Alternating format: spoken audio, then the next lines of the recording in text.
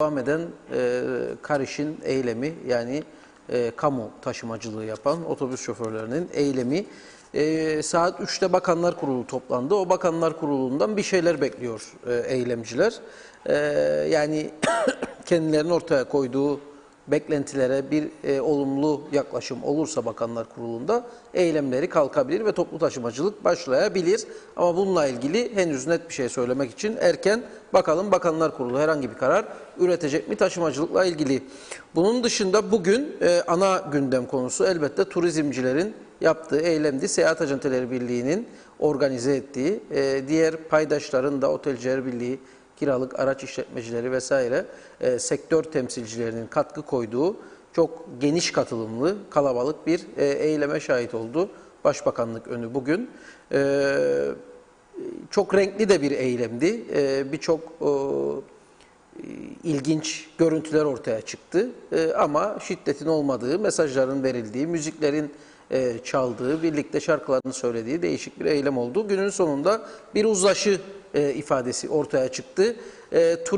Temmuz ayının sonuna kadar bir gözlem yapılacak, gidişat değerlendirilecek. Sonrasında yeniden bir değerlendirme, yani iki ayaklı bir uzlaşı diyebiliriz. Bakalım. Tabii bu arada ikinci paket hazırlanıyor. Biliyorsunuz birincisi pandemi döneminin başında Ekim ayı, Mart ayı içerisinde açıklanan paket vardı. Şimdi ikincisi açıklanacak. Sayın Başbakan da buna vurgu yaptı. Eylemin uzlaşıyla sonuçlandığına ilişkin açıklamasını yaptığı sırada bu pakette reel sektöre yapılacak olan katkılar olacağını ifade etti ve böyle bir uzlaşı oldu bugüne dair. Bir üçüncü konu ve sonrasında her zaman olduğu gibi Sayın Reşat Akar'a bırakacağım tabii ki sözü. Neydi? Bir üçüncü konuda kapılarla ilgili, sınır kapılarıyla ilgili ki bugün az önce Sayın Cumhurbaşkanı da bir açıklama yaptı ve bir eleştiri ortaya koydu yine. Güney'e geçiş sınırlı da olsa başladı. Bir 15-20 kişinin güneyde çalışan bir 15-20 kişinin bugün son 72 saatlik PCR testlerini yaptırmakla birlikte güneye geçtiklerini öğrendik ve güneyde artık en az 14 gün geri gelemeyecekler. Böylesi bir anormal durum var ve bununla ilgili de oldukça yoğun eleştiriler olduğunu görüyoruz. Yani gidenler gelemiyor. Daha doğrusu geliyor da gelirse 14 gün karantinada kalacak.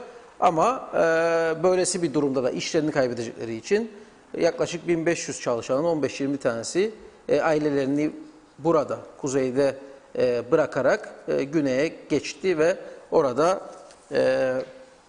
işlerine koyuldular. Böylesi gündem maddelerimiz var bugün. Sizlerden gelecek olan yorumları da aktarmaya çalışacağız ve birlikte yaklaşık 1,5 saatlik süreyi paylaşacağız. Sayın Akar, hoş geldiniz. Evet, hoş bulduk sevgili Aytürk. Tüm izleyenlerimize de selam, sevgilerimizi gönderelim. Bugün gerçekten dünkünden biraz daha da yoğun bir gün yaşandı Kuzey Kıbrıs'ta. Tabii dün de bahsetmiştik. Bundan sonraki günler bundan da daha yoğun olacak. Yani belki hemen yarın değil, belki Cuma günü değil, bir hafta sonra belki 10 gün sonra ama daha yoğun günlerin yaşanacağı gözle görülür haldedir. Çünkü birçok insan bu koronavirüs sürecinde işsiz kalmıştır. Birçok insan, işsiz kalan insan aylık borç taksitlerini ödeyemez duruma gelmiştir. Bazıları mahkemeye gönderildi, bazıları daha gönderilecek, sıra bekliyor. Okul taksitlerini ödeyemez duruma gelenler var, çocuklarının evine doğru dürüst ihtiyaçları karşılayamayan duruma gelen insanlar var. Dolayısıyla önümüzdeki günler ciddi bir süreçten geçeceğimiz anlaşılıyor. Dün de bu konuya biraz değinmiştik. Fakat bugün esas yürek yakan neydi biliyor musunuz? Esas yürek yakan güneye geçişlerle ilgili sabahın erken saatlerinde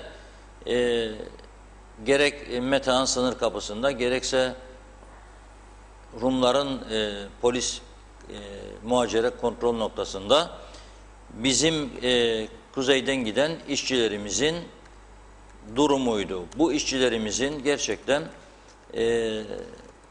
güneye geçerken yüzlerindeki ifadeler, söyledikleri sözler yürek yakan cinstendi. Çünkü içinde bulunduğumuz durumun ne kadar da üzücü olduğunu ortaya koyan bir gerçek karşımızda duruyor. Bir tanesi tır şoförü 64 yaşında 64 yaşında otobüs şoförü Güzelyurt'ta sakin Mustafa Ruso 2005 yılından beri Güney Kıbrıs'ta çalışıyorum diyor ve görüntülerde de Mustafa Ruso, şimdi arkadaşlarımıza ben fotoğraflarını verdim. Rum haber ajansı bugün güneye geçen işçilerimizin fotoğraflarını ve onlarla yapılan söyleşiyi servis yaptı. Oradan aldık. Herhangi bir telif hakkı yok çünkü abonesiyiz. Oradan istediğimiz fotoğrafları alabiliyoruz. Yaklaşık Rum hükümet sözcüsüne göre de 8 kişi işçi olarak, ama bunun dışında tedavi amaçlı 2 kişi ve bunun dışında 4-5 tane de öğrencinin, güneyde eğitim gören öğrencinin güneye gittiğini bildirdiler. Niye gitti bu insanlar?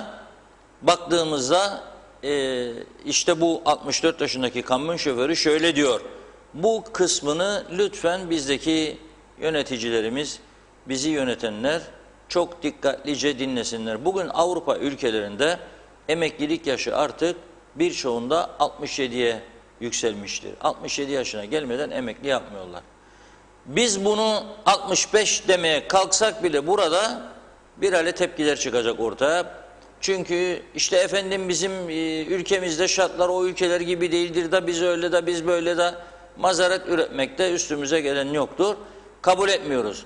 Ama o erken emeklilik yıllarında meclisten çıkarılan bir yasa çerçevesinde 60 yaşına geldiğimizde diyor Mustafa Ruso, kamyon şoförlüğü yapmamız engelleniyor diyor. Lisansı elimizden alınır diyor. Ehliyetimiz diyor. Rum tarafına nasıl? 70 yaşına kadar. Dolayısıyla diyor işte bu gördüğünüz adam ekranda şu anda, bakınız orada gülmüyor ha. Yaşadığı dram karşısında gözyaşlarını tutamıyor. Çocuklarını değil sadece torunlarını da bırakıp güneye gitmek zorunda kaldığı için gözyaşlarını tutamıyor. Çalışmak zorundayım diyor. Ailemin ihtiyacı var ama ben diyor çocukluğumdan beri kamyon şoförüyüm. Kuzeyde iş yapmam mümkün değil çünkü yasa 60 yaşın üstünde müsaade vermiyor diyor. Ve bu ülkeyi yönettiğini iddia edenler, sağcısı, solcusu, nasıl olur da Avrupa diye inlettik ortalığı 2003'te ve 2004'te sandığa gittik, anlam planını oyladık. Da evet dedik. Da bu evetin karşılığı çıksaydı 70 yaşına kadar bu adamlar kamyon şoförlüğü yapabilecekti da şimdi ne oldu? O olmadı diye siz niye Avrupa'ya ayak uydurmuyorsunuz bu ülkede? Ve 60 yaşını geçtiği için bu insanımız gidip Güney Kıbrıs'ta çalışmak zorunda kalıyor. İyi ki de Rumlar iş veriyor bizimkilere. İstese iş de vermez. Diyebilir ki ne kardeşim siz benim topraklarımı aldınız, evlerimi yağmaladınız, dükkanlarımı, bir de gelip benden iş istersiniz. Da yok diyebilir. Ama izin veriyor. Fakat Kuzey Kıbrıs Türk Cumhuriyeti hükümeti, Rum tarafı onlardan 72 saat geçerli bir sağlık belgesi istedi. Ya bizim taraf? Bizim taraf dedi ki alacaksın sağlık belgesini ama bir de taahhütname imzalayacaksın. Bu taahhütnameye göre sen eğer tekrar kuzeye gelirsen 1 Temmuz'a kadar ben seni 14 gün karantinaya olacağım. Yani adam gidecek bir gün işleyecek, alacak ne kadar alırsa 50 euro, 55 euro, gelecek kuzeye 14 günde girecek karantina. Nasıl olur bu iş? Rum tarafı onu bu yani gelip gidecek diye karantina sokmuyor. Sadece o belgeye telli oluyor. Ama bizim taraf o kadar bir titiz, her şeyde kararlı ve en doğrusu dünyanın en önde gelen, en kontrollü devleti insanlara diyecek ki gidin. Arabanın arka yastığında gördükleriniz yataklarıydı bu insanların. Yastık koydular, çarşaf koydular. arabanın arka koltuğuna serdiler. Bugün işleri bitince güneyde onun üstünde yatacak bu insanlar arabanın içinde. Bu hangi vicdan kaldırır bunu söylesinler. Ondan sonra da Türkiye'deki bazı yetkililer de şöyle diyor. Kıbrıs Türk'ünü diyor kimseye muhtaç etmeyeceğiz. Olduk Rum'a muhtaç. Olduk. Çoktan olduk zaten. Yangınlarımız da son 2 yangını, büyük yangını onlar söndürdü. Onların uçakları. Şimdi de işsiz kalan insanlar oraya. Peki şimdi ben soruyorum. TRNC forever diyenlere, KKTC sonsuza dek diyenlere soruyorum. Arkadaş eğer bu dalga hadi 1 Temmuz'a kadar yasakladın insanları, 1 Temmuz'dan sonra ne yapacaksın? Açacaksın mecburen kapıları. Açmazsan zaten ekonomin tam çökecek. Maaş da ödeyemeyeceksin. Açtın kapıları da bu dalga artarsa güneye geçişler, daha çok insan gidip orada çalışmaya başlarsa ne olacak? Diyalog TV'yi kapadınız, ben buradan 10 kişiyi durdurursam da gider Rum Radyo Televizyonu'nda çalışmaya başlar. Ne yapacaksınız ya söyleyin bakalım. Hangi devleti savunacaksınız? Olmayan vatandaşı yoksa eğer. Bu nasıl bir insanlık? Çok üzücü bir durumla karşı karşıyayız. Gerçekten ben yıllarca devletini savunmuş, Türkiye'yi savunmuş, haklarımı savunmuş bir insan olarak müthiş üzüntü duyuyorum bu yaşananlar karşısında. Müthiş. 64 yaşında adamı sen barikatlarda ağlatacaksın. Daha önce diyor, geçtiğimde çocuklarım için üzülüyordum diyor. Onları bırakıp gidiyordum. Şimdi torunlarımı bırakıp gidiyorum diyor. Gene diğer ikinci araçtaki, o da 63 yaşında, o da tır şoförüymüş. O da aynı şekilde, o da aynısını söylüyor. Torunlarımı bırakıp gidiyorum diyor. Nerede kalacaksınız? Açıyor arka yastığını gösteriyor aracının. Orada kalacak. Bu gördüklerimiz tabii Metehan Türk sınır kapısı değil. Metehan'daki geçince bizim sınır kapısını Rum kontrol noktasıdır. Rum haber ajansı da oradan çekip bu fotoğrafları servis yaptı. Büyük bir gurur kaynağı bizim için. TRNC forever diyenler buna iyi baksın. İnsanları ne halledir? Bakın da görünüz insanlarınızı. Güneyde çalışmaya muhtaç. Ama diyorum ki bu önlemlerle, bu şekilde hareket ederek çok daha fazla insanımız önümüzdeki haftalarda güneyde iş arayacak, çalışmaya başlayacak. Ha iş bulacak mı? Onlarda da sıkıntı yok mu? Var. Ama başka bir şey daha söyleyeyim. Bugün çok önemli. Bunu da bir yere not edelim. Yani İsrail hükümeti, devleti, Avusturya, bunlar Kuzey Kıbrıs Türk Cumhuriyeti'ni yönetenlerden daha az becerili mi bu ülkeleri yönetenler de? Onlar halklarını, insanlarını hiç mi düşünmüyor da bugün başladılar Güney Kıbrıs'a göndermeye, tatile. Bugün başladılar göndermeye. Larnaka Havaalanı'ndaki görüntüleri de izledim programa girmezden önce. Son derece tedbirler alınmış. Orada çalışan havaalanındaki görevliler maskeleri takılı, eldivenler takılı, gelen yolcular da maskeli ve hem ateşleri ölçülüyor hem de orada termal kamera var havaalanı içerisinde. O kontrolden geçiliyor. Sonra da tatilini yapacakları oteline gidiyorlar.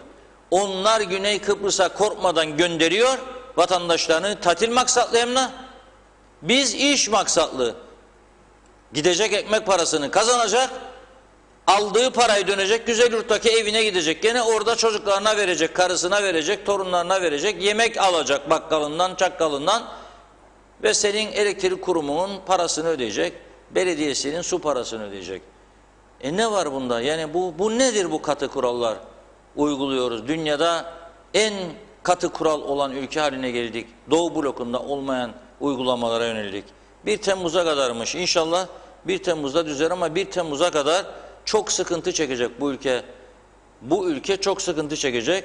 Bugün Haziran'ın 9'udur ve Güney Kıbrıs Larnaka'dan 5, Baf Havaalanı'ndan da 5 uçuş gerçekleştirdi. Bugün ilk uçak onlarda da vardır. Bizde olduğu gibi ana vatan, yavru vatan göstereceğiz bağlılığımızı. Larnaka'dan kalktı, Atina'ya indi. Larnaka'ya da ilk uçak Tel Aviv'den geldi, İsrail'den. Turist doldurdu, uçağı getirdi. Başlattı onlar seferleri. 2 kategoriye ayırdılar ülkeleri. İlk 10 ülke için hiçbir şekilde sertifika da istemiyorlar. Sadece havaalanında sıcaklık ölçüyorlar. Kontrollü bir giriş yapıyorlar ve tatilleri başlıyor. İkinci kategoride olanlardan, onlar bir hafta sonra başlayacak büyük bir ihtimalle, 8 gün sonra galiba. Oradan gelenler ise gelirken ülkelerinin sağlık birimlerinden 72 saat geçerli birer belge getirecekler. Larnaka veya Baf Havaalanı'na geldiklerinde o belgeyi verecekler. Rum sağlık görevlisi alacak, inceleyecek, buyurun girin ülkeye diyecek.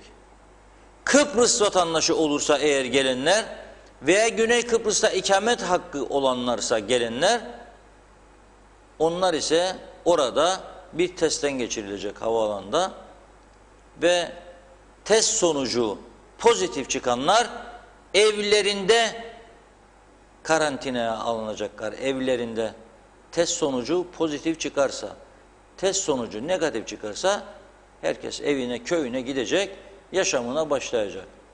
Budur tedbir. Ama Güney Kıbrıs AB üyesi, Avrupa Birliği üyesi, 28 ülkeden biri, dünya tarafından tanınan bir ülke. Fakat Rum tarafında halen ara sıra günde 2, 3, 4 tane pozitif vaka çıkarmış diye bizim o yana gitmemiz halinde hepimiz korona olacakmışık da dönüp burayı bozacakmışık.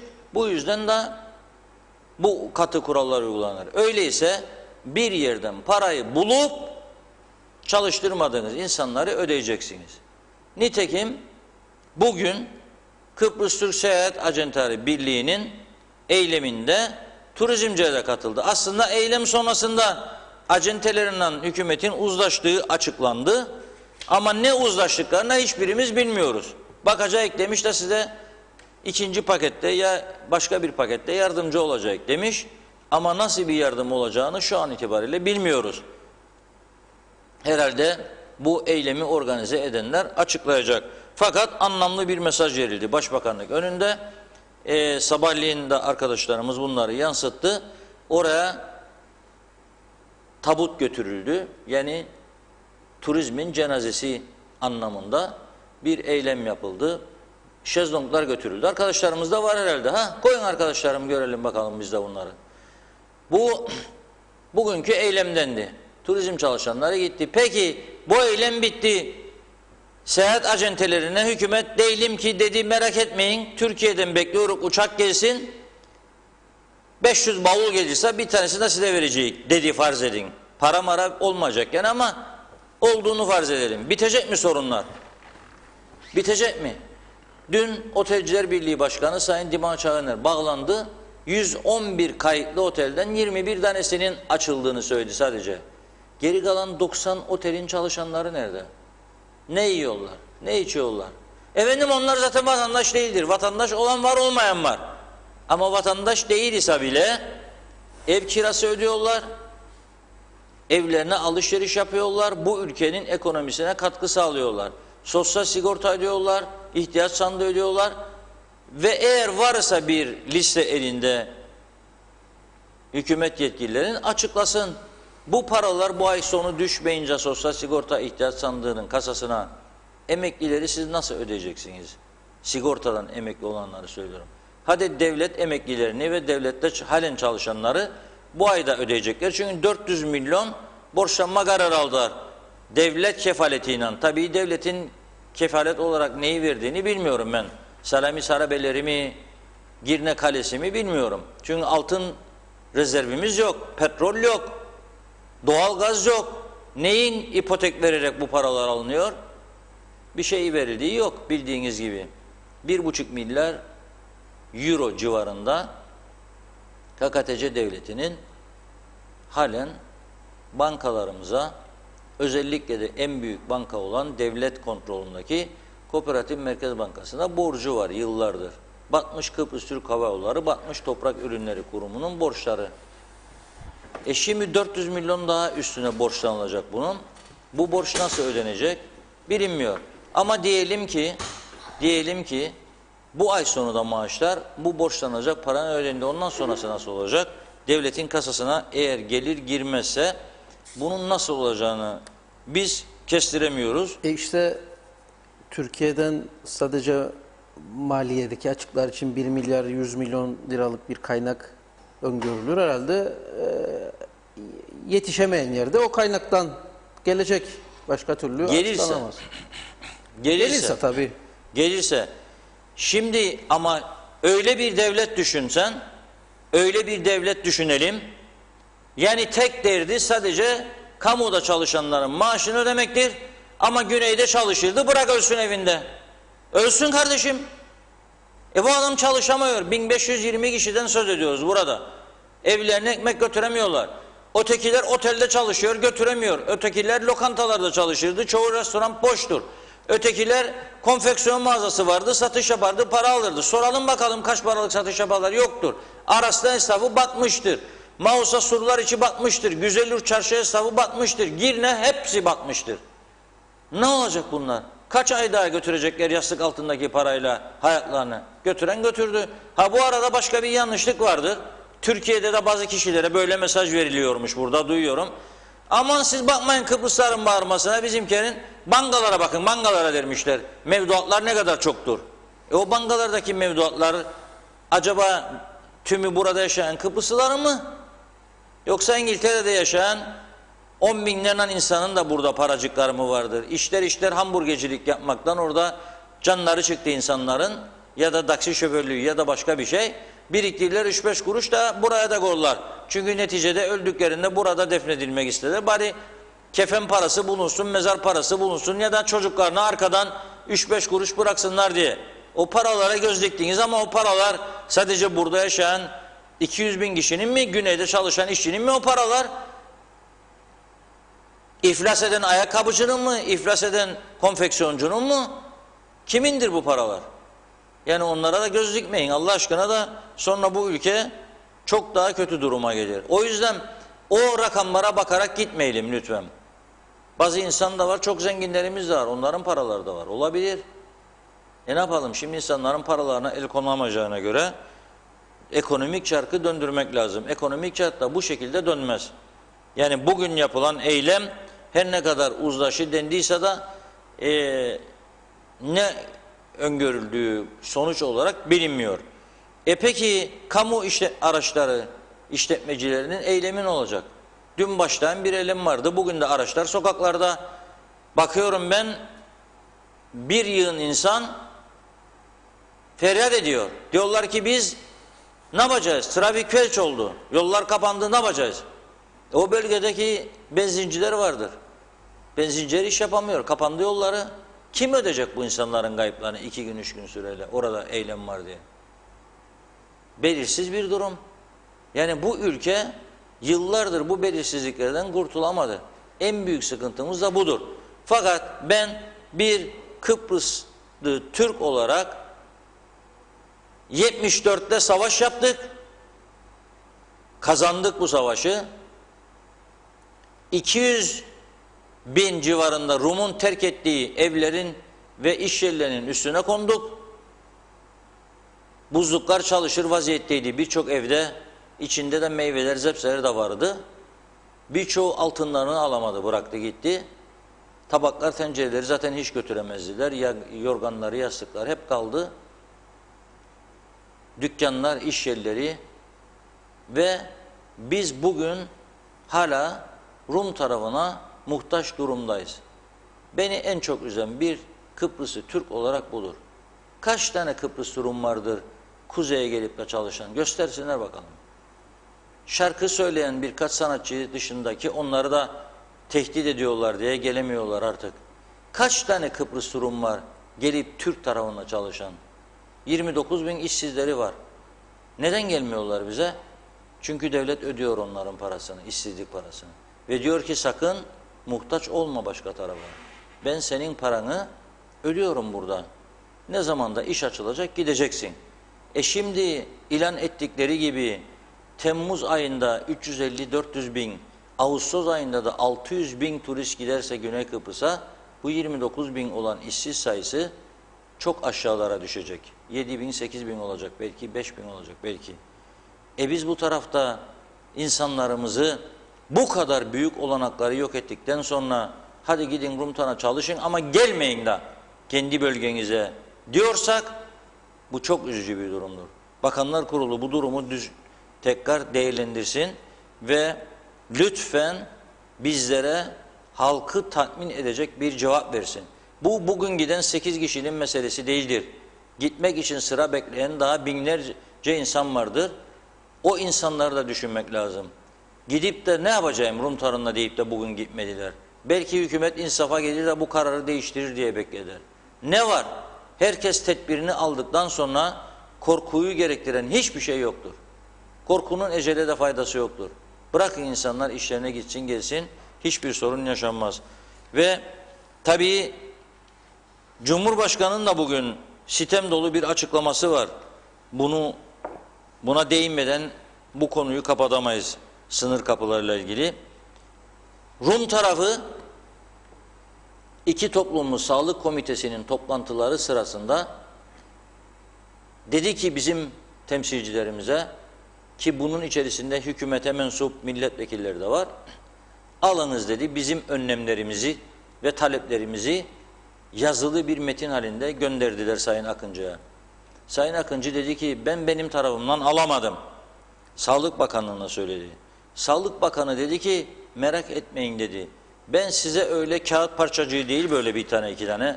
Ben size kitapçık vereceğim kitapçık dedi. O kadar detaylı çalışıyoruz dedi. Korkunç bir hazırlık var. Aman Allah'ım dedi Cumhurbaşkanı ve diğerleri. Bravo yahu dedi. Biz bu kadar. Tabii ağlasaydı yerindeydi. Yani Cumhurbaşkanı ülkesinin böyle başarılı işler yaptığını görünce ben olsam ağlardım Cumhurbaşkanı. Yani gözyaşlarımı tutamazdım. İşte bakınız görünüz ey dünya devletleri bizi tanımıyorsunuz ama biz öyle kağıtçık falan değil kitapçık verir kitapçık. Sağlık politikamız nasıl Covid'i atlattık ve bundan sonraki süreçte ne yapılacak? Diyor ki Cumhurbaşkanı kitapçık halinde sunulacağı söylenen rapor diyor 2,5 sayfadan oluşan ve adına geçici ibaresi ekledikleri bir yazıdır diyor. Bakınız 1, 2 bir tanesine böyle katlıyorum yarıdan 2,5 sayfa. Bütün rapor buymuş meğer ve üstüne de geçici demişler. Nedir bu geçici? Diyor ki Cumhurbaşkanı günlerdir diyor talep ediyorum diyor ülkedeki koronavirüs salgınıyla ilgili verileri içeren bir rapor isterim diyor. Bana diyor 2,5 sayfalık bir yazı ilettiler diyor ve uzmanlarım diyor uzmanların değerlendirmelerine göre bu rapor olması gereken nitelik ve ciddiyette değildir. Çoktan hazırlanması lazımdı böyle içerik yani zayıf bir içerikli bir rapor çoktan hazırlanması lazımdı diyor. Kim söylüyor bunu kendisine? Sağlık uzmanları. Sayın Cumhurbaşkanı. Şöyle diyor Cumhurbaşkanı. İçinden geçmekte olan zor günleri dikkate alarak siyasi polemiklerden uzak durmak için azami gayreti gösterdim. Bununla birlikte iş başındaki hükümetin böylesi bir dönemde bile ortak akıl ve bilimsel temelde hareket etmekte güçlük çektiğini ve gereksiz siyasi inatlaşmaları tercih ettiğini üzerek gözlemliyorum. Hükümetten günlerdir talep ettiğimiz ve bir kitapçık haline sunacağı söylenen raporun 2,5 sayfadan oluşan ve adına geçici başlıklarından bir yazı olduğunu gördük. Uzmanların ilk değerlendirmelerine göre bu rapor maalesef olması gereken nitelik ve ciddiyette bir çalışma değildir. En azından Rum tarafının raporuna yakın içerikte bir rapor bizim tarafta da çoktan hazırlanabilmeliydi. Daha da vahimi diyor Cumhurbaşkanı. Dün toplanan Sağlık Bakanlığı Bilim Kurulu'nda davetli olarak bulunan Doktor Bülent Dizdarlı ve Doktor Yeşim Örek'in açıkladığı gibi diyor, alınan kararın tam tersi bir açıklama yapıldı diyor. Kurul bazı koşullara bağlı olarak güneye geçişlerin 1 Temmuz öncesinde de başlayabileceğini kararlaştırmış olmasına rağmen hükümet adına yapılan açıklamada bunun tam tersi ifade edilmiştir. Dolayısıyla da diyor Sayın Bülent Dizdarlı ve Sayın Yeşim Örek açıklama yapmak zorunda kalmıştır. Şimdi bunu Anastasiadis olsaydınız siz kendinizi bir an için Rum toplumunun lideri olarak görünüz. Oturduğunuz bir geniş koltuğa ve Anastasiadis'siniz. Baktığınızda bizim tarafa Cumhurbaşkanı ile hükümet arasında bir rapor konusunda bile uzlaşı yok. Bu Türklerin der onlar tabii demezler Cumhurbaşkanı. Onlar bizim tarafa işgal bölgesi derler. Yahu derler bu işgal bölgesinde toplum liderleriyle sözde hükümetleri arasında bile bir anlaşma yok diyorlar. Onların yazısı, açıklamaları böyledir. Tabii bize göre devletimiz vardır, Cumhurbaşkanımız da vardır. Sözde değil gerçektir. Ama onlar farklı söylüyorlar. Biliyoruz bunu hepimiz de. Devlet ajansının tercümelerinde de onların söylediği şekilde çıkar. Şimdi diyorlar bakın oturdunuz siz Anastasiadis'siniz. Bak ya bunların haline. 3 tane Kıbrıslı Türk o tarafta hem oturdular malların üstüne bizim hem yarım yamalak bir sağlık servisleri var. Doğru dürüst hastaneleri yok. Yeterli uzman sağlık görevlileri yok. Bir taraftan da bizim an oynuyorlar. Yok o gün verecekmiş, yok bugün yok kitapçık, yok şu yok bu. Sonunda da bu sonuç çıkıyor ortaya. Siz olsanız açar mısınız bu kapıyı Anastasia'nın yerine Kıbrıslı Türklere? Açar mıydınız? Düşünün bakalım. Ama o açtı, bizim taraf tam tersini yapıyor. Olacak şey değil. 2 tane de diyor sağlık görevlisi için gitti diyor bugün Rum hükümet sözcüsü. Niçin gitti acaba bu insanlar? Kapılar açılsın 2000 kişi gidecek. En az ilk gün sağlık için. 2000 en az. En az 2000.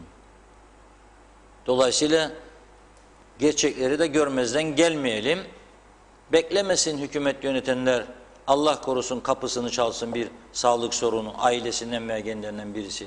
O zaman ne yapacaklarını düşünsünler. Türkiye'den de doktor gelemiyor. Burada görev yapan bazı Türkiye vatandaşı doktorların korona öncesinde gittikleri veya o dönemde gittikleri ve artık gelmedikleri söyleniyor. Uzman doktor sıkıntısı çekiliyor. Teşhis koymakta zorlandığımız bir dönemdeyiz. Hastaya teşhis konmakta. Ve biz bu tarafta kahramanlık edasıyla kapıları kapatıyoruz. Aman aman korona gelmesin. Facebook'larda 2-3 tane yazı görüyorlar.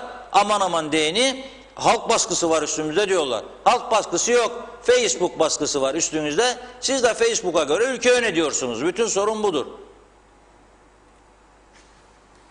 Evet, bir bakalım yorumlara bakalım.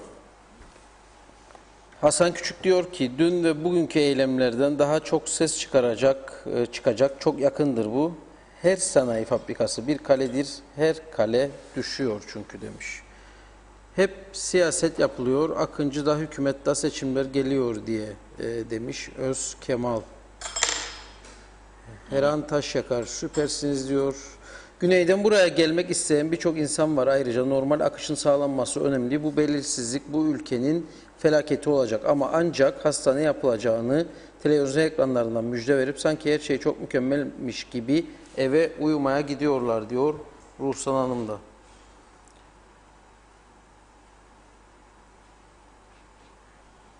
Eşim tahlil yaptı, valizini hazırladı, çocuklar ağlayınca vazgeçti. Derhal hepsi istifa etsin, böyle devlet, böyle hükümet olmaz olsun diyor Nazlı Hanım, Nazlı Kökalp. Reşat Bey, benim arkadaşımla gidiyor, yarın ben de gideceğim, evde çocuk çoluğum var. Bu yanda bize hükümet destek olsaydı o yana gitmezdik, bu arkadaşlarımız da gitmezdi demiş Berkay Yücebay. Reşat Bey sen başımızda olsan bence bu ülke çok güzel günler görürdü. Barış Göktaş.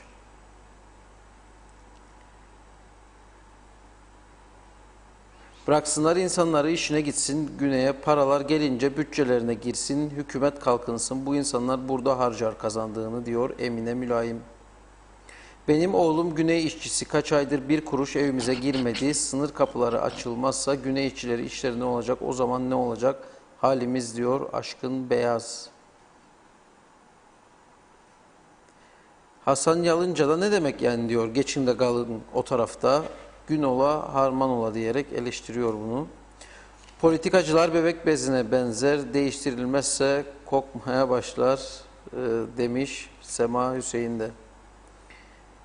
Ben güneyde markette çalışırım. Kapılar kapalı, işimize gidemiyoruz. 3 aydır hükümetten bir olumlu netice üretemedi. çalışmayan bir hükümetimiz var. Devlet daireleri gibi çalışan bir hükümetimiz var diyor Şerife Fırat. Hüseyin Yener, Diyalog TV olmadan bunların ayıbını öne çıkaramıyor herhalde olsa o. Öne çıkaramıyor. Onun için Diyalog TV yayınını kestiler. Onu geriye kalanını okumayın. Başka televizyonlar bizi ilgilendirmez. Zaten yayının altına yazmışsınız. Okuyan okur. Erol Canseç, Güney tarafı hiçbir zaman tüm kapıları kuzeye kapatamazdı. Eğer tüm ada AB toprakları olarak kabullendi ise insan haklarına aykırı olurdu ve bu kişilerin haklarını gasp edemeyeceklerini, onlara tazminat ödeyeceklerini bildikleri için bazı kapıları halen bugüne kadar açık tutuyorlar. Açılmasını istemeyen bizim taraftır diyor Erol Canseç. Evet, kanalın ne zaman açıldığına ilişkin sorular var. Onları genel olarak söyledik zaten, bekliyoruz. Sayın Akar, bu kadar katı, bu kadar vurdum duymaz bir hükümet görülmedi, görülmeyecek diyor Serkan Çobanoğlu. Serkan Atayler, Güneyde çalışan insanlarımıza devletimiz resmen eziyet yapıyor. Ne demek gitmesine izin var ama geri dönünce illaki karantina? Bu bir taahhütname imzalatma. Resmen git ve geri gelme demenin yeri. Bir de insanlar kalacak yer için kira ödemek zorunda kalacak. Haziran'ın yarısına geliyoruz. Hala daha Temmuz'da ne olacak? Açılma şartları meydanda yok. Meclis ne zaman toplansa milletvekilleri birbirleriyle didişme dışında iş yapmıyorlar. O koltukları bırakıp gitsinler.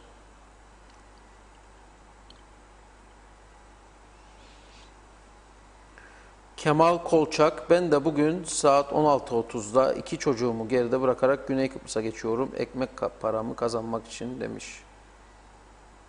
Böyle hükümet olmaz. Bu resmen siyasete döndü. Yazıklar olsun. Yani bizleri resmen güneye yollarlar. Kimi memleketinden kimi kovuyor bu insanlar diyor Sayın Mülayim. Evet, diğerleri üstte kaldığı için göremiyorum. Okuyabileceğim yenilerden hayırlı yenilere bakayım o zaman. Siyasi anlamda kendilerine zarar verebileceklerinin ve halkı ile çelişkiye düşme olasılığının farkında olarak verilen hükümet kararları soru işaretleri yaratıyor diyor Nasip Fikret Asılkanlı. Güney'e gitmek zorundayız. Cuma günü ben de gidiyorum diyor Süleyman Demiroğlu. Şimdi de köy köy gezmeye başlarlar seçimler için. Dua ederim bir kişi de benim evime gelsin. Kıymet Avaroğlu böyle bir yorumda bulunmuş. Yani gelirse diyor evime, ben ona ne yapacağımı biliyorum genelde diyor. yapmıyoruz ama bu tip şeyleri, ama artık bıçak kemiğe mi dayandı bilmiyorum. Şimdi burada önemli olan bir devlet otoritesinin ortaya konmasıdır. Kararın verilmesidir. Şimdi sen devlet olarak eğer kendi halkının güneye gidip Rum tüccar yanında, Rum müteahhit yanında, Rum makinist yanında, kamyon şirketi yanında çalışmasını istemiyorsan, o zaman bu insanlara sen kuzeyde iş imkanı yaratmak zorundasın. Eğer iş imkanı yaratamıyorsan işsizlik ödeneği vermen lazım. Şimdi bu insanlar 3 aydır kapattınız siz bütün ülkeyi. Pozitif vaka çıkmaması bir şansımızdır. Mutluyuz. İyi ki çıkmadı.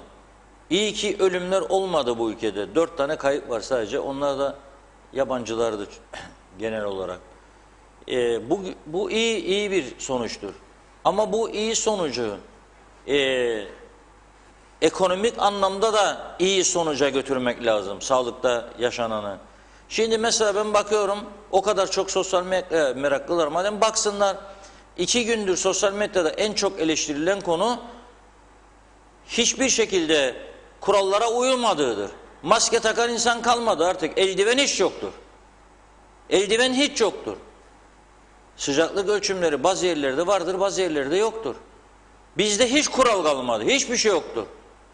Meyhanelere gittiği zaman insanlar masalarda o öngörülen aralar yoktur. Eskiden nasılsa masa düzenleri birçoğunun, hepsinin hakkını almayayım uyanların, birçoğunda eskiden nasılsa aynıdır. Ve bunu da bazı vatandaşlarımız eleştiriyor. Ama öte taraftan Güney Kıbrıs, ben bugün bütün Larnaka'ya gelen yolcuların durumlarını gördüm. Bir yığın fotoğraflar gördüm Rum Haber Ajansı'nda. Hepsi maskeli inenler ve hepsini kontrol edenler özel elbise giymiş, özel kıyafetli sağlık görevlileri bakıyor. Çok ciddi bir kontrolden geçirilip ülkeye giriyorlar. Ama ilk belirledikleri 10 ülke, bu ülkelerden de Litvanya var, Slovakya var, efendime söyleyeyim Avusturya var, İzlanda var, Malta var, Yunanistan var, ana vatanları, İsrail var. Bunlardan kesinlikle belge istemiyorlar, sağlık belgesi de. Ve bu insanlar bu kadar ülkeye kapısını açarken ve uçak seferlerini bugün başlatırken, bizim ülkemizde uçak seferlerinin ne zaman başlayacağı belli değil. İnternete girersiniz, uçak bileti satın alırsınız. O İngiltere'deki izleyicimiz herhalde yazar biraz sonra bize. Ne zaman gelecektiniz Kıbrıs'a? 28 Nisan'lı biletiniz ilk. Sonra size dediler ki Mayıs'ın 5'i 6'sı olmaz dedim. Ben de size buradan inanmayın. Paralar verilir, şirketin paraya ihtiyacı vardır ama sonra bu sefer tarihleri değişir. Nitekim değişti. Şimdi geldik Haziran'ın 9'una. Uçaklar ne zaman gelecek sorusuna bu ülkeye yanıt alamıyoruz. Yani bu kadar öngörüsüzlük ne demektir? Peki hadi vazgeçtik, yurt dışını istemezsiniz. Efendim Türkiye'de her gün 1000'e yakın vaka çıkar, gelirlerse yandık. Hadi Türkiye'yi beklet de gör Haziran sonuna kadar. Bu taraftan Güney Kıbrıs'tan Rumların gelmesi ne olacak? 2 vaka, 1 vaka çıkıyor. 1000 değil, 1-2 vaka. Bazen hiç yok. Bazen 3, bazen 4. Ne olacak? Sen kapıdan geçerken insanlar kontrolünü yap. Senin vatandaşın gidip çalışacak, şu dönerken ateşini ölç. 3 günde bir tahlilini yapacaksan yap. Efendim tahlil masrafıdır. Ona da katlanacaksın devletsen. Eğer devletsen, bunu iddia ediyorsan buna da katlanacaksın. Benim zaten kişi olarak başından beri üzen, bu kadar imkanlarımıza rağmen bu insanlarımızı güneyde çalışmaya muhtaç etmek. Eğer 60 yaşında 20 sene evvel çıkardığınız bir yasa varsa, ki o zaman 38 yaşındaki adamı 40 yıl üzerinden emekli çıkarmıştı bu müthiş siyasetimiz, unutmadık yani o günleri. 38 yaşında adam 40 sene üzerinden emekli çıktığını söylediği zaman Londra Heathrow Havaalanı'ndaki İngiliz muhaciret memuruna adam düşüp bayılıyordu. Görevi bıraktı, başkasını çağırdı orada. Nasıl 38 yaşında adam 40 yıl üzerinden emekli çıkar? Çünkü 15 yaşında girdiği mücahitlik hizmetlerini 1'i 2 ile çarptınız, bir de devlette 3-5 yıl çalıştıysa onunla beraber adamı siz emekli çıkardınız. Peki o yanlış yaptığınız dönemde siz bir yasa çıkardınız, dediniz ki 60 yaşın üstüne kamyon kullanamaz artık, kamyon şoförü. 70'tir diğer tarafta. Siz de Avrupa istediniz. Ey Avrupa duy sesimizi. Sen de Avrupa'nın sesini duy bakalım hadi. Yap 65, yap 70. Ne yapmıyorsunuz? O zaman burada çalışsın. Ama biz burada, bu tarafta hem yasalarımızı yenilemiyoruz, hem insanlara istihdam olanağı yaratmıyoruz, hem de yanlış bir eğitim sistemi üzerinden ilerlemeye devam ediyoruz. Üniversitelerimizin kalitesi, isteyen istediği kadar öfkelensin, kızsın, istediğini söylesin, üniversitelerimizin kalitesi çok aşağılarda, çok. Sözde yabancı lisanda İngilizce'de eğitim yapan üniversitelerimizde mezun olanlar İngilizce konuşamıyor. Yarın bir çözüm olduğu zaman müthiş dökülmeler olacak. Bu davada diyecek ki bak Türktür diye iş vermezler. Hayır, Türktür diye iş vermemezlik olacak belki bir miktar ama sen hiç lisan bilmezsen federal devlette sana bu işi vermeyecekler. Bu gençlerin ne günahı var? Sen eğitim sistemini düzelt. İkincisi teşvik ver. Liseyi bitiren adama mesleki eğitime yönlendir. Bursluk vererek çağır bakalım sen kendisine. De ki haftada 250 Türk lirası burslukla alacaksın. Gel bu mesleği öğren de bakalım nasıl bir ilgi çıkacak. Ama yok. Askerlik yasasını değiştirin, düzeltin. Çünkü gençler yedek subay askerlik yapsın diye, er yapmasın diye ne bölüm olursa olsun bir bölüme ailelerinde ikna ederek gitmek zorunda kalıyor. Gidiyorlar sırf askerlikte daha rahat süre geçirsinler diye. Bunu hepimiz biliyoruz. Meyhane masalarında bunlar konuşuluyor. Da neden bunun önlemi alınmıyor? Odur mesele. Neden alınmıyor? Mesele budur. Ama cevabını söyleyeyim size, nedir düşünülen? Boş ver ya diyor, bu kadar zaman böyle etti. Ben mi değiştireceğim da onun bunun tepkisini mi alacağım? Bana ne, geldim bir sene buradayım, 2 sene, boş ver. Öyle deniyor. Nasıl düzelecek bu ülke? Nasıl umutlanacağız bu ülkenin yaşamından? Yani kolay bir iş değil. Yoksa bu iş sadece güneyde çalışanların meselesi değil. Sınır kapılarının açılması birçok açıdan zorunludur.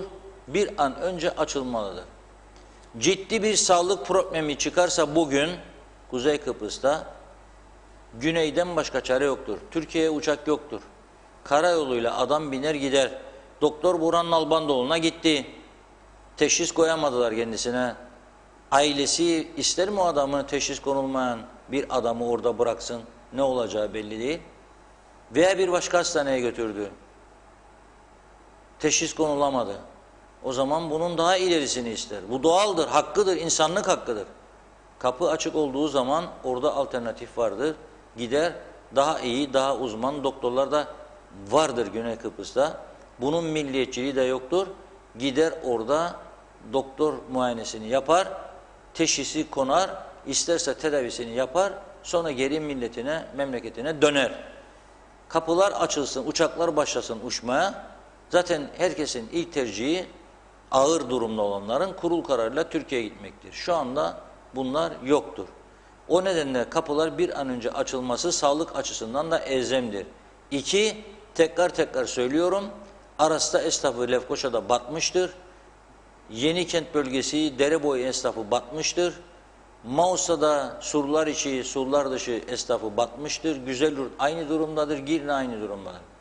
O yüzden ihtiyacımız vardır ve zaman çok önemlidir. 3 ay kapattığınız insanları 2 ay aşkın bir süre, onun üstünden Mayıs geçti, oldu 3 ay. Şimdi daha hala da bugün Haziran, bir de 1 Temmuz, o da olup olmayacağına da ileride karar verecek geçici. Kim karar verecek? O kitapçık hazırlayacağını, ama hazırlayamayanların kararları bizi yönlendirecek. Olmaz. Hükümet bu konuya bir an önce önem vermelidir. Aksi takdirde halkın cezası, gerçekten samimi bir şekilde dost olarak uyarıyorum kendilerini, çok ağır olacak, çok halkın vereceği ceza. Ülkemi düşünürüm, sağlığımı düşünürüm, başka şeydir. Ülkemi her yönden düşünürüm, başka bir şeydir. Her yerinden düşünmek zorundadırlar ülkelerini. Aman korona gelmesin, sizin sağlığınızı düşünüyoruz diyenler kendilerini bir odaya kapatsınlar, görelim mesela diyor Ruhsar Hanım. Emete Gümüşok, hükümet 3 maymunları oynuyor, görmedik, duymadık, konuşmadık. Bener Borhan, Kıbrıs'ın kuzeyinde korona sıfırlanınca hükümetteki başlar artık Cumhurbaşkanlığı seçimine yoğunlaştılar. Popülist siyaset yapıyorlar. Hükümettekiler birbirine köstek olmak için her şeyi yapıyorlar. Emir Tatlıdil, maalesef pandemi, işsizlik derken dövizin seyri de ayrı bir felaket. Her gün mevcut borçlar kurdan dolayı artıyor, gelir yok, ödeme gücü yok. Bu kadar olumsuzluklar nereye kadar devam edecek? 120 bin insanı idare edilemiyorsa, sağlığından sorumlu olamıyorsa 3 nokta koymuş Haydar Gündoğmuş. Arkasını siz getirin demek istiyor. Korona kahramanları, kendi vatandaşlarınızı güneye yolladınız. Lanet olsun böyle devlete, böyle giderse yok yani bu kadar da şey etmeyelim. Mehmet Türkay Fotalı. Okuyamadım sonrasını, özür dilerim.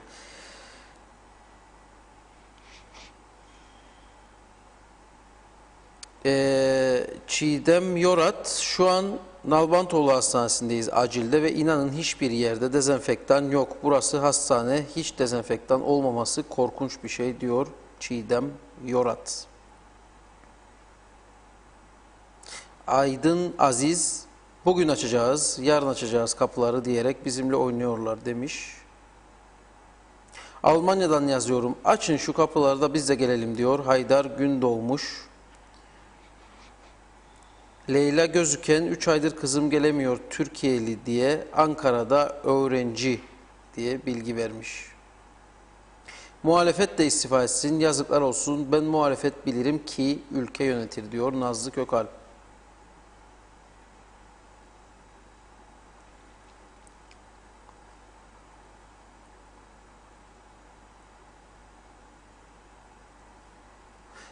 Siyasi anlamda kendilerine zarar verebileceğinin ve halkı ile çelişkiye düşme noktasında, olasılığında farkında olarak hükümet kararları, soru işaretleri yarattı. Bunu okumuşum daha önce, şimdi fark ettim. Diyalog TV neden kapandı? Bir tahminde bulunacağım. Diyalog TV köy köy gezdi ve halkın sorunlarını dile getirdi. Yakında seçim turları var. Köylerde karşılaşmasınlar mı acaba diye demiş Aylin Hanım da. Evet, yayın durumunu soranlar var. Köye gelsinler, hepsini yumurta yağmuruna tutacağım. Ne demek git de gelme diyor Nazlı Hanım da. Ülkenin euroya ihtiyacı yok mu? Açın kapıları, dövizler ülkeye gelsin. İspanya'ya, İtalya'ya gitmesin denmiş. Balık baştan kokar, Ersin Tatar takmıyor, ne de öteki siyasiler demiş Mustafa Kosovalı. Mehmet İnancı soruyor, biz kaçıncı sıradayız Reşat Bey? Allah bilir İngiltere. İngiltere'deki durum vahim Mehmet abim. Rum tarafının ikinci kategorisinde de yok. Yani AB diye açıkladı Rum tarafı. Daha İngiltere yok. İngiltere herhalde Rumların da 3. sırada listesine girecek ama acele etmiyorlar. Dolayısıyla İngiltere konusunda durum ciddi. Ama vatandaş olanlar için uçuş başlarsa Rum tarafının açıklaması var. Kıbrıs Cumhuriyeti vatandaşlığı varsa yani kimliği, pasaportu o zaman girişlerine şartlı o sertifika olacak şekilde elinde 72 saat izin verecekler. Diyalog TV niçin kapatıldığını çok konuştuk burada ama sorular da gelmeye devam ediyor. Vatandaşlarımız da bekliyor. Bir programda söylenenler gerekçe gösterildi ama aslında tabii ki inandırıcı değildir. Dünyanın hiçbir ülkesinde bir televizyon kanalı bir programda söylenen laflar üzerine kapatılmaz. Mümkün değildir. Ceza verilir ama kapatılmaz. Kaldı ki Diyalog TV KKTC'den izin alan lisanslı Kıbrıs'ta Kuzey Kıbrıs Türk Cumhuriyeti Yayın Yüksek Kurulu'ndan lisanslı bir kanaldır. Aynen diğer yerel televizyonlarımız gibi, aynen devletin BRT televizyonu gibi. Bize ceza verilmesi gerektiği zaman bir program konusunda bunun adresi KKTC Yayın Yüksek Kurulu'dur ki geçmişte 2-3 kez ceza almışlığımız vardır. Özellikle köy gezilerinde vatandaş çıkmış bir şey söylemiştir. Mesela bir kelime beyle başlayan onu söyleyemezmiş. Biz de sonradan öğrendik. Onu farklı şekillerde anlatması lazımmış. O beyle başlayan kelimeyi. Bize bu tür konularda verdiler geçmişte. Ama kendilerinin ifadesine göre en az ceza alan, en az suçlu bulunan kurum Diyalog'dur. Her şeye rağmen bakın bu kadar 168 tane köy gezdik. İnsanlar özgürce konuştu. Bazıları öfkeli konuştu, bazıları daha sakin konuştu. Buna rağmen en az ceza alan kurumdur Diyalog.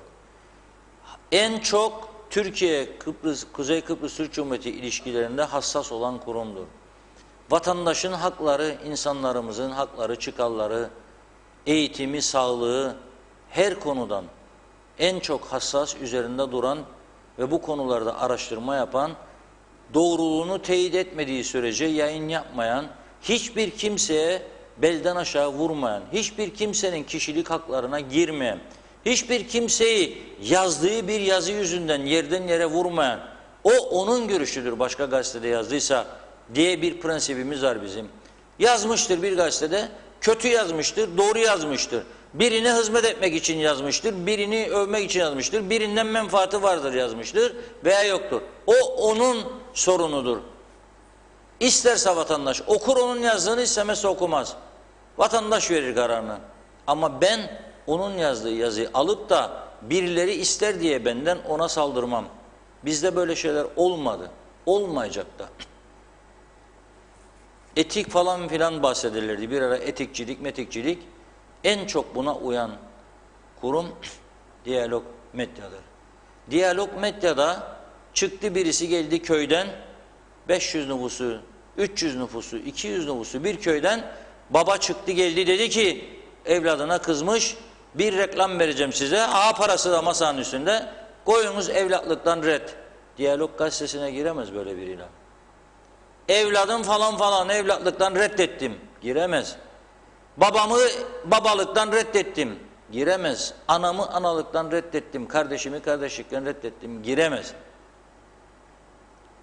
O sen onu reddediyorsan o senin aile içi meselendir. Sen onu aile içinde çözeceksin. Ama bir gazete 3 kuruş reklam parası alacak diye böyle bir ilan koyduğu zaman o reddedilen kişi düşün sen 200 kişilik köyün içinde yürürken 300 kişilik kahvenin önünden geçerken ona ne diyecekler? Ne oldu da baban seni evlatlıktan reddetti be Mehmet? Ne oldu be Ahmet dayı da seni oğlun babalıktan reddetti? O insanın içine düşeceği psikolojik durumu düşünebiliyor muyuz? Bunlar bizim ülkemizde çok oldu. Ama bu kuralı değiştiren biz olduk. Biz kaldırdık bunu. Yoktur bizde böyle bir şey. Olmaz da olamaz da. Parası varsa cebinde kalsın parası. Gitsin ailesiyle sorununu ailesiyle çözsün. Bu kadar hassas bir kurum olduğumuz için herhalde bu cezayı öngördüler. Ama söylüyorum, hem bizi başkalarına muhtaç etmeyeceklerini söylüyorlar, hem de bu Kıbrıs Türk halkı TürkSat'a muhtaç bırakıldığı için, çünkü televizyonlar öyle bir sistem geliştirildi ki sadece TürkSat uydusu üzerinden yerli kanallarda görebiliyor. O zaman sen beni başkasına muhtaç etmeyeceksin. Benim yayınımı da kesmeyeceksin anavatan olarak. Sana saygılıyım, sevgiliyim ama benim sesimi de kapatmayacaksın. Eğer ki sen kapatıyorsan benim sesimi, o zaman Kıbrıs'a gönderdiğin bu paralardan KKTC hükümeti ayıracak bir kısmını diyecek ki hiçbir televizyon uyduda değildir artık. TürkSat'tan bütün KKTC vatandaşları yerli televizyonlarımızı Kıbrıs'ın kendi yarattığı sistemden izleyecek. Bunun adı DVB'dir, başka şeydir, neyse altyapısı hazırdır zaten yapacak ve her eve de gidip alıcısını bedava verecek vatandaşlara ve insanlar bizi oradan izleyecek. O olmadığı sürece eğer TürkSat devam edecekse burada oturanlar da ülke yönettiğini zannedenler de diyecek. Ne yapalım sizi kapattılar, biz o birilerinin parasını vereceğiz TürkSat'a, yayınlanacak. Yarın onu da kapatabilir mesela. Onların için kapatılmaz. Çünkü buradan onlarla ilgili yığınla dosya gitmiyor. Ama bizimle ilgili gitti. Bizimle ilgili olmayan şeyler gitti. İddialar sırf diyalog zarar görsün ve bu işin içine siyasetin de karıştığını pekala biliyoruz. Her şey bilgimiz dahilindedir. Ama ne olacak? Diyalog açılacak. Elbet diyalog açılacak. Diyalog açılmazsa başka alternatifler gündeme gelecek. Çok da uzun vadeli değil. Hızlı bir şekilde. Evet, devam edelim bakalım. Görünen köy kılavuz istemez derler. Serkan Bey yazıyor. Yarın öbür gün Ercan açılınca bakalım ne gibi skandallar ortaya çıkacak. Ne alınacak olan sıcaklık ölçen aletler tam olarak çalışacak. Ne doğru dürüst temizlik yapılıp denetlenecek.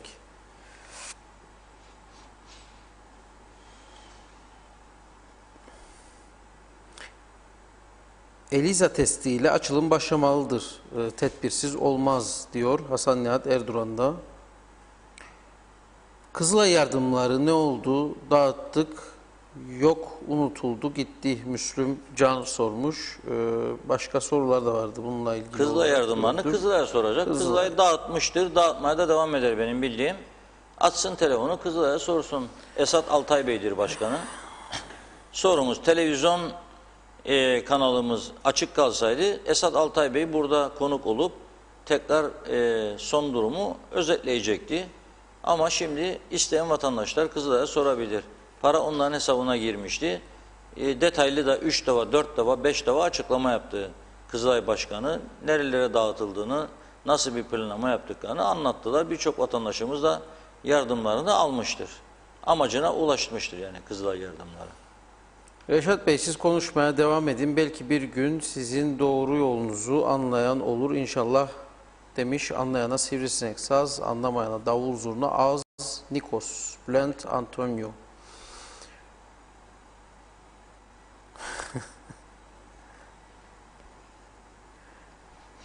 Evet. Bugün babam yaşındaki adamların gözyaşlarını bu halk unutmayacak diyor Şerife Çeliker. Ben Pile'den Eralp Atayol, Rum tarafında bir sözcü var. Fakat kuzeyde seçim olduğu için her kafadan bir ses çıkıyor. Bizim kuzeye geçmek istememizin sebebi orada anne var, engelli kardeşim var, ihtiyaçları var. 3 aydır perişandırlar diyor Eralp Bey. Reşat Bey, düşünün 9 Mart'ta DAEÜ kapandı. Ben orada kantin işletiyordum ve o günden beridir 1 lira bile geçmedi elime. 1500 TL'yi bile alamadım diyor Özkan Teksu. Evet, ne kabahati var bu adamın? DAEÜ'yü kim kapattı? Bütün okulları kim kapattı? Devlet.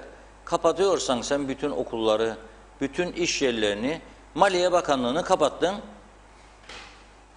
Turizm Bakanlığı'nı kapattın, parasını ödedin orada çalışanların. DAEÜ'yü kapattın, orada çalışanı ödemiyorsun. Taksi işletmelerini kapattın, ödemiyorsun. Otobüs işletmecileri kapattı, ödemiyorsun. Otel çalışanı kapattı, ödemiyorsun. Konfeksiyoncu kapattı, ödemiyorsun. 45-46 bin civarında insana sadece 1500 lirayı o da ağlada 2,5 ayın içerisinde verdiler. 2. ayda verilecekti, onunla durdurdular. Ne olacak bu iş? Yani bu insanlar tabii ki 3 aydır evine para girmezse bu insan ne olacak? Yani hırsızlık mı yapsın ya bu insanlar? Gerçekten çok zor bir durumdur. Ve bir taraftan da bağlılık. Bugün bir yere sitede gördüm. Mutlaka buna değinmek lazım. Bak ama sen ekmek bir yılda 24'ün üzerinde zam görmüş ekmek. Okul ücreti %24 civarında zam görmüş bir yılda. Nasıl verecek ya bu adamlar sana bu paraları, olmayan almadığı parayı nasıl verecek? Dana eti %23 artmış, hellim %23 artmış, üniversite %17 artmış, süt %27 artmış. Arabası olan, herkesin arabası var, olmayan mı var? Full servise götürdüğün arabayı %42 artış bir yılda. %42. Bu halk bu paraları nasıl ödeyecek ya bu insanlar? Nasıl ödeyecek? Yani bu kadar zam, bu kadar zam, bu kadar zam. Bir taraftan da işler kapatıldı, bir taraftan da parasız bırakıldı insanlar. Olacak şey değil.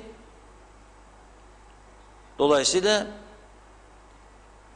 Türkiye ile de oturup ilişkileri normal bir raya koymaları lazım. Evet. Maraş'ı aşmaktan çekinmiyorsak biz, bedelini ödemeye hazırsak, Maraş çok büyük bir olaydır çünkü diye söylüyorum. O zaman 15 kuruşa aldığım kalemi de Türkiye'den bırakacağım buraya 15 kuruşa girsin. Yok ki 33 kuruşa mal edeceğim 15 kuruşa aldığım kalemi. Yok.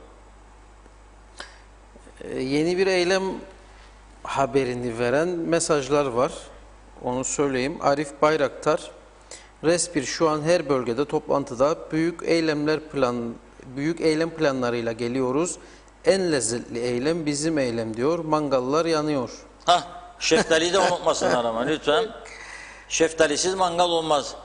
Bütün mangalların üzerine şeftali dizsinler. Oradan çıkacak dumanlarla bakanlar da keyif yapar içeride. Dumanın kokusunu çektik sonra başbakan ve bakanlar Ersin Bey çok mutlu olur zannederim. Evet, sevgili dostlarımız da yazmış. Adnan Mercan Respir her bölgede toplantı halindedir. O da aynı şekilde en lezzetli eylemi yapacaklarını söylüyor. Nidai Saliş dostumuz Restorancılar Birliği şu an her bölgede toplantı halinde. Sloganımız da lezzetli eylem. Bizim eylem seni sevmeyen benden beter olsun baba demiş, size herhalde bunu yazmış. Şimdi bizim eylemleri takip eden ekip biraz Guvatlıdır, onu söyleyeyim. İkisi de Bol bol şeftali yapsınlar. iri yarıdır ona göre. Evet. Bodyguardlarımızdır aynı zamanda ikisi de. Nidai Saliş unutmasın. Şey istiyoruz. Bol bol şeftali istiyoruz Nidai Bey ona göre.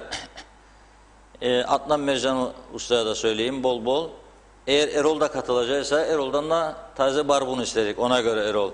Ama şeftali olsun bu eylem. Adı da aslında şeftali eylemi. Çok güzel olur. Mangallar yansın, şeftaliler üzerine konsun. Müthiş. Evet. Diyalog TV'nin kapatmalarının sebebi doğruların konuşulduğu içindir demiş Aydın Aziz. Yayın Yüksek Kurulu'nda bunu okumayın Musa Özcan. Bunu okumayın. Ne olur ne olmaz. Yayında olmasak bile biz ayarımızı yapalım kendimizce. Ham hum yeme 40 senedir benzin full çeker, yollar bozuk, full vergiler, full koçan, ruhsat, elektrik her şey full, koltuk sevdası full diyor Fırat Yaman.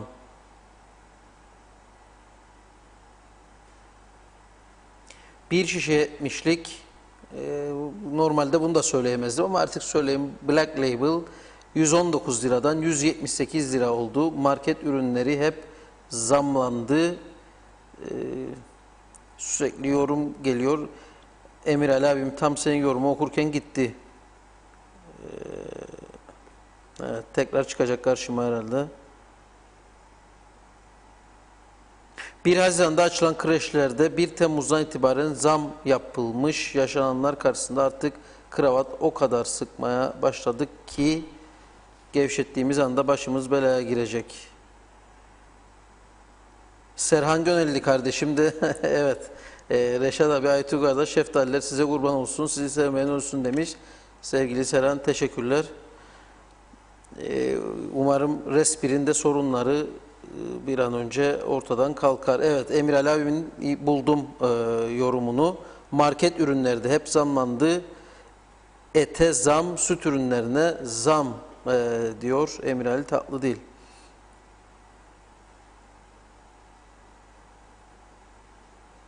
Evet, Hulus Eren de çok yakında Başbakanlığın önünde olacaklarını söylüyor Respir'in.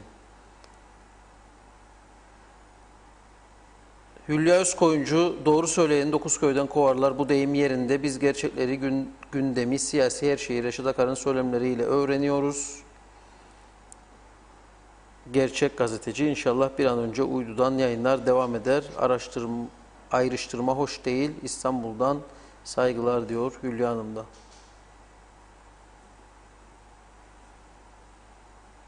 Evet, restorancılar hayırlı olsun bakalım.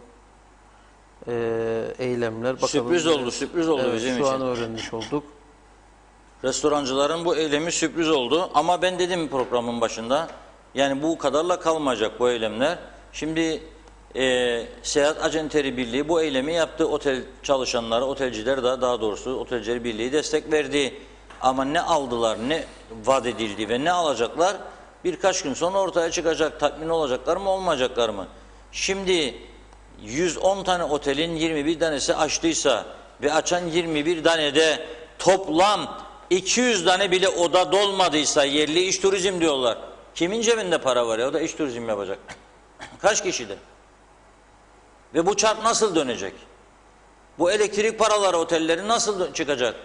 Belediye vergileri, devlet kurumlar vergisi nasıl çıkacak? İmtiyaz ücretleri nasıl çıkacak bunlar? Mümkün değildir. Yani çok ciddi sıkıntı. Ayrıca da maliyetler anormal yükselmiştir.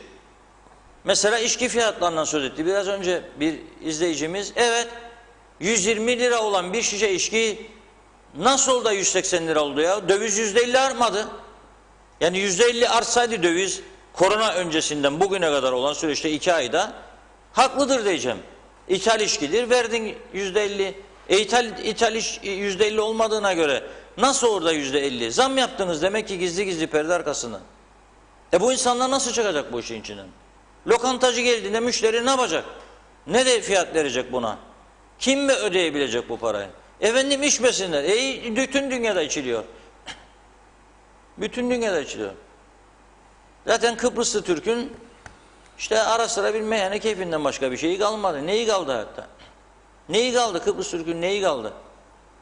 Yoktur bir şey artık. Ahmet Taka, bu hükümet ve bütün partiler seçim zamanı kimse oy diye de vatandaştan oy istemesin. Çünkü şimdi vatandaşı yok sanan o zaman da sormasın, oy istemesin diyor. İyi yayınlar. 3 ay daha öteleme olacak mı? Bu konuyla ilgili bir çağrı yapın diyor. Çünkü daha işlemeyen insanlar var. Sedat Elife Şen. Bu konu sanırım çalışılıyor. Yani bir öteleme söz konusu olacak gibi ama ben net henüz hani açıklama duymadım bu konuda, yanıltma yapmayayım. TC Mirzalı, merhaba, iyi yayınlar. Ben ve benim gibi düşünen emekçiler, Sayın Sucuoğlu'nun çıktığı programlara verdiği demeçler devletin bir bakanına hiç yakışmıyor. Ben çok iyi hatırlıyor ve hayat kayıtlarımda olan konuşmalara bakıyorum. Sadece Malcolm X'in bir sözü ile sizi yöneten zenginleşiyorsa çıkardığı yasalara iyi bakın. O yasalar seni korumak için değil, kendisini senden korumak içindir. Bizler artık sözün bittiği yerdeyiz.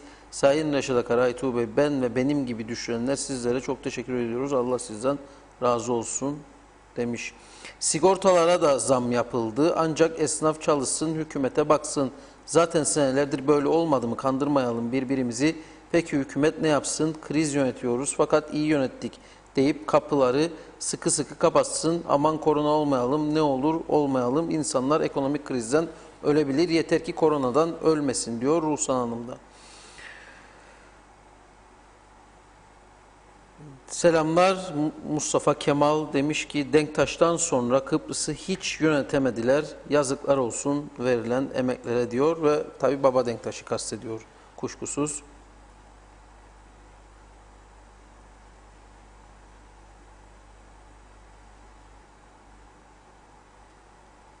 Evet, bunu okumayacağım. Kasino çalışanları için Mayıs ayında destek fonundan 1500 TL'den yararlanabilecekler mi diye soruyor Murat Çiçek ama zaten 1500 TL'den hiç yararlanmadı kasino çalışanları. 800 TL'ydi onlar için öngörülen. Bilmiyorum yararlanabilecekler mi? Normalde yararlanmaları lazım. Kapalıydı çünkü. Kapalı sektörlerden yararlanılacak denmişti. Ama denen birçok şeyin olmadığını gördüğümüz için çok fazla bir yorumda bulunmak sanırım doğru olmaz. Evet Reşat Bey, yavaş yavaş toparlayalım dilerseniz. Evet, toparlayalım. Güneye geçişler devam edecek, belli oluyor. Bu giden insanlarımız bir kısmı arabasında kalacak. O çok üzücü bir durum. Bir kısmı da dinledim, ustam dedi, bize yer tutacak dedi, orada kalacağız. Yani Rum patron Kıbrıslı Türk işçisine ev tutabiliyorsa da Türk patron diyeyim artık, hükümet patron yerine koyayım, sakın evine gelme diyorsa bu yanlış bir tavırdır. Bakın, bilimsellikten söz ediyorlarsa o zaman Cumhurbaşkanı'nın bu açıklaması havada kalır. Cumhurbaşkanı diyor ki bilimsel rapor istedim kendisinden, Rum tarafı gibi, bana dedi ki ben daha iyisini vereceğim, kitapçık vereceğim dedi. 2,5 sayfalık bir yazı verdi ve bu yazı böyle bizi bekletmeye değecek kadar da kapsamlı değildir, yeterli değildir, içerik olarak yetersizdir, zayıftır diyor.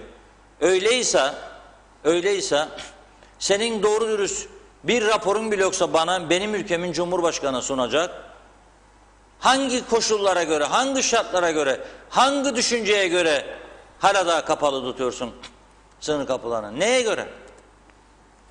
Bunun bir gerekçesi olamaz. Beni tatmin edemezsin sen.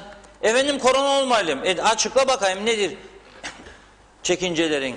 Nasıl olacakmış korona bu insanlar gidip orada çalışıp döndükten sonra? Olmaz böyle bir şey. Yani o yüzden bu kararı hükümetin yeniden gözden geçirmesi kendi menfaati için de çok önemli ve gereklidir. Hükümet kendi menfaati için de bu kararı gözden geçirip düzeltmelidir yanlışları ve kapıları açmalıdır. Kapılar açılsın, ondan sonra da hangi ülkelerden turist geleceğini de artık bu insanlara bildirsin. 2 kategoriye ayırdı. Güney Kıbrıs, 3.'yü de açıklayacak. Onlar da yapabilir. 1., 2., 3. Türkiye de aynı şekilde hareket edecek. Ama insanlar bilsin hangi ülkeden uçak gelecek ve o ülkede reklam çalışması başlatsınlar. O ülkenin acenteleriyle konuşmaya başlasınlar. Kaldı ki bizim Rum tarafı gibi avantajımız da yok.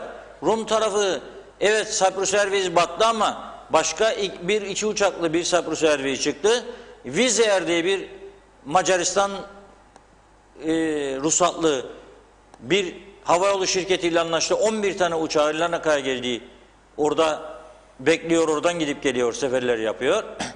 Bizim böyle bir imkanımız da yok. O zaman biz daha çok önceden hazırlık yapmalıydık. Hangi ülkelerden turist kabul edeceğiz diye. Şimdi yarın çıkar derler ki bana İsrail'den de kabul etmeyik. İsrail şu hepimiz her ülkeden çok daha iyidir. İsrail orada, Avusturya orada, İzlanda orada, Malta orada. Bu ülkelerden başlatıyor Rum tarafı. Litvanya orada. Bizim direkt uçuşlarımız da yok. Ama hiç olmazsa Türk Hava Yolları bağlantılı seferlerle getirmek için girişim yapacak turizmciler. Başka çaresi yok. Yoksa batacaklar, kapacaklar. Tamamen kilit vuracaklar otellerin üzerine. Ve ben çok uzak olduğunu düşünmüyorum bu ihtimalin. Yani ben görüyorum ki çok yakındır bu noktaya gelmesi turizm sektörünün tamamıyla. Bak restorancılar da meğenler patlıyor der bazı ama neyi patlıyor? 2 gün 30 kişi gördüğün bir meyhanede patladığı anlamına gelmez ya. 7 gün açıyoruz, 3 gün iş yapıyoruz demişiz zaten. 7 gün açıyor, 3 gün iş yapıyor. Ama 7 gün işçi ödeyecek. 7 günlük elektrik parası, her akşam elektrikleri yanacak, onu ödeyecek. Dükkan kirasını ödeyecek 7 günlük. Paraları. Daha ondan sonra toplayacak ondan 200, bundan 150, bundan 120 de dağıtacak gitsin. Kolay değildir işinden çıkması. Ve bu sektör de ülkenin en önemli sektörlerinden biridir. Çok sayıda restoran vardır bu ülkede. Evet, noktalayalım. 53 test yapılmış efendim bugün de. Yeni bir vakamız yokmuş. Bunu da bilgi olarak verelim ve bugün noktalayalım.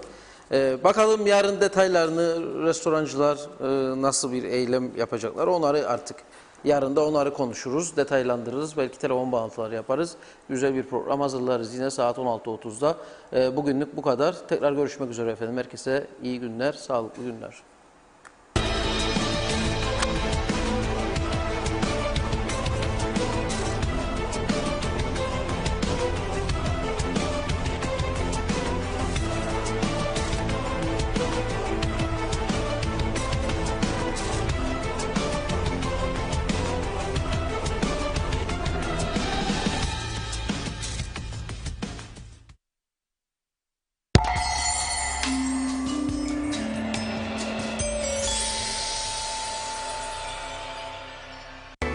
En doğru habere